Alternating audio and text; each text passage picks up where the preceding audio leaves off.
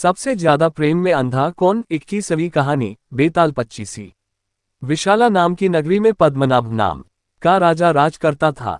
उसी नगर में अर्थदत्त नाम का एक साहूकार रहता था। अर्थदत्त के अनंतमंजरी नाम की एक सुंदर कन्या थी। उसका विवाह साहूकार ने एक धनी साहूकार के पुत्र मणिवर्मा के साथ कर दिया। मणिवर्मा पत्नी को बहुत चाहता था, पर पत्नी उसे प्यार नहीं करती थी। एक बार मणिवर्मा कहीं गया।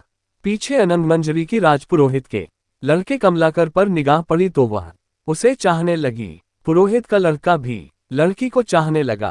अनंतमंजरी ने महल के बाग में जाकर चंडी देवी को प्रणाम कर कहा, यदि मुझे इस जन्म में कमलाकर पति के रूप में न मिले तो अगले जन्म में मिले। ये कहकर वह अशोक के पेड़ से दुपट्टे की फांसी बनाकर मरने को तैयार हो गई।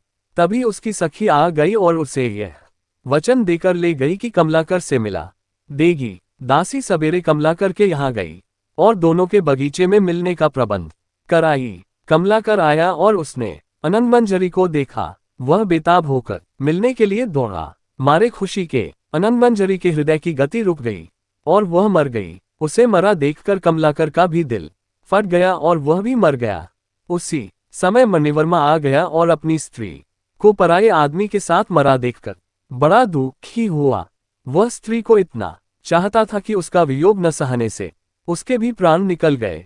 चारों ओर हाहाकार मच गया। चंडी देवी प्रकट हुई और उसने सबको जीवित कर दिया। इतना कहकर बेताल बोला, राजन, ये बताओ कि इन तीनों में सबसे ज्यादा विराग में अंधा कौन था?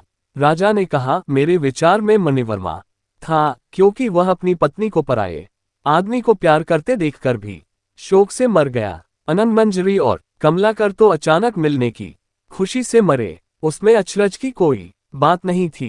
राजा का ये जवाब सुनकर अब बेताल फिर पेड़ पर जा लटका और राजा को वापस जाकर उसे लाना पड़ा। रास्ते में बेताल ने फिर एक कहानी कही।